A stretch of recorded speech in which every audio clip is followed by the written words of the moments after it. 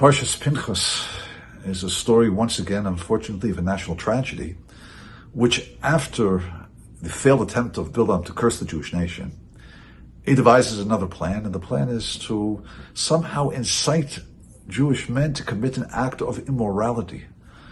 He convinces the women of Moab and Midian to seduce the men, and unfortunately, this attempt does succeed to some extent, and again, there's a tragedy in the Jewish nation, and it's thwarted, of course, by Pinchas's bold and strong actions to stop it.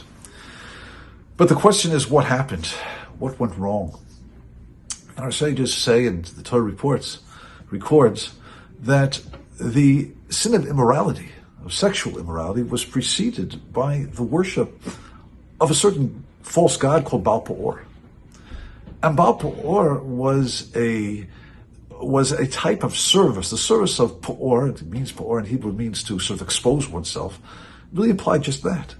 The way one served this idol was exposing oneself in front of it, performing one's bodily needs on it or in front of it. It's almost disgusting, even to speak about it, to think about it.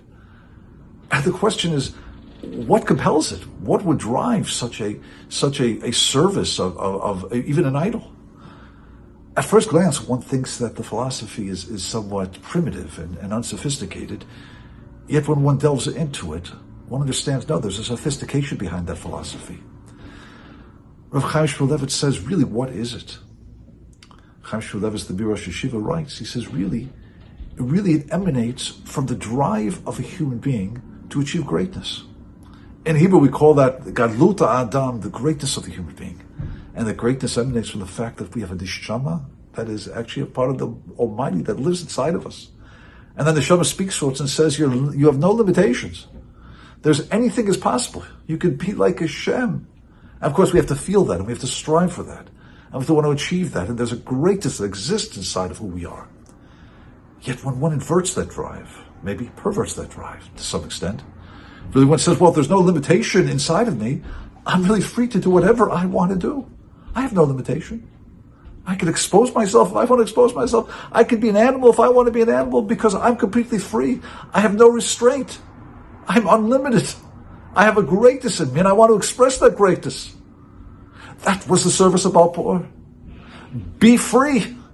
Be unlimited. If it means committing and performing one's animalistic acts on top of it, to do it. If that's what you want to do. Because you're the master of your destiny. You're free. You have greatness. Don't harness yourself. Don't limit yourself. That's a very sophisticated philosophy. And perhaps we see it in our generation as well. Where people say, I just want to be free. The Torah explains to us and teaches us so deeply that real freedom doesn't mean that we follow the animal inside of us. Real freedom means that we control the animal. Real freedom means that we allow the neshama, the soul, so to speak to us and enable us to rule over our body. Not that our body rules over the soul. Real freedom means control. It means harnessing. It means taking one's drives and passions and utilizing them to serve Hashem, not letting them be the dictator of what we decide what to do. That's real freedom. But one can hear that same drive of unlimitedness, of greatness says, just be what you want to be, do what you want to do. To be what we want to be and to really do what we want to need to do in this world is we have to rule the animal. We have to control it. We have to harness it. We have to understand that really freedom is a function of allowing my rider, as we call it, the soul, to rule the horse, to rule the body, not the other way around. You know, we say that in Hebrew, the word for king is the word melech. Melech is a mem, a lamed, and a chof. So mem stands for moach, the brain. Lamed stands for leiv, the heart. Chof stands for the kloyim, the kidneys. What's kingship?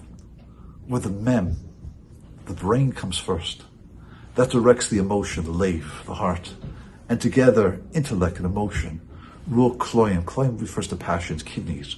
Kidneys are the part of the body where liquid is pushed out. Always express the idea of drive and passion. Brain, heart, lower part. That's the way a person is a king. And that's why the Zohar tells us that the human being stands upright We're the only animal, the only mammal that stands upright. As difficult a task as it is to stand upright, we need balance in the inner ear, we need a light bone structure. It's difficult to stand on two legs, but there's an important message that we have to know. The head has to be on top. The brain has to be above the heart, and the brain and the heart have to be above the lower part of who we are, because that's real kingship, that's real rulership over ourselves. Well, we're not ruled by the lower part, we're ruled by what's on top. That's really what it means to be great. That's really what it means to be free, not to be controlled by the animal, but to rule the animal, as it were. In fact, the Gemara Nida tells us that even a baby in the womb seems to understand this, because the baby sits in a position which we call the fetal position, holding its head like this.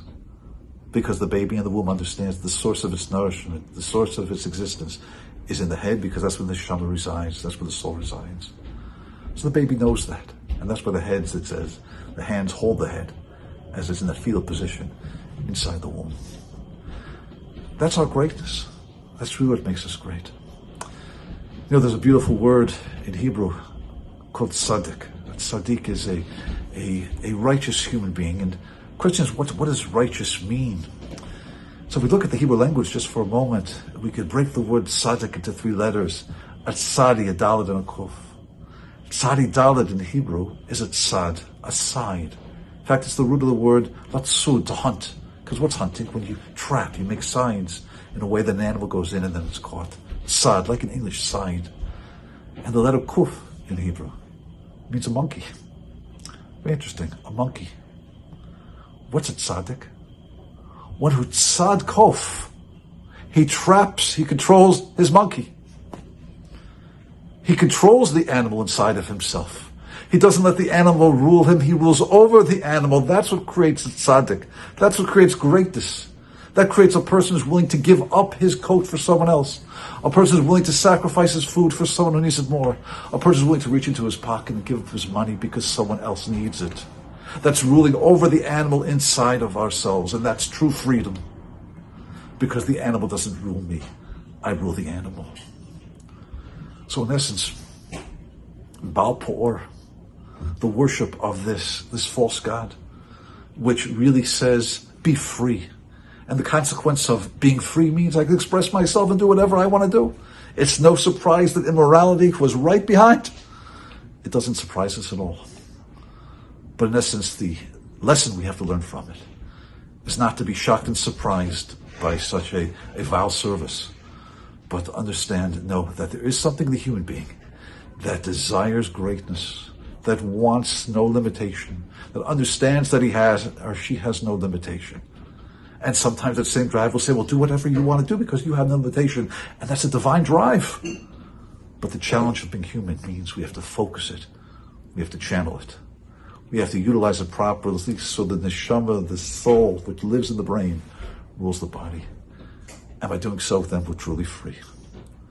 And then we achieve the real freedom that we crave and we want.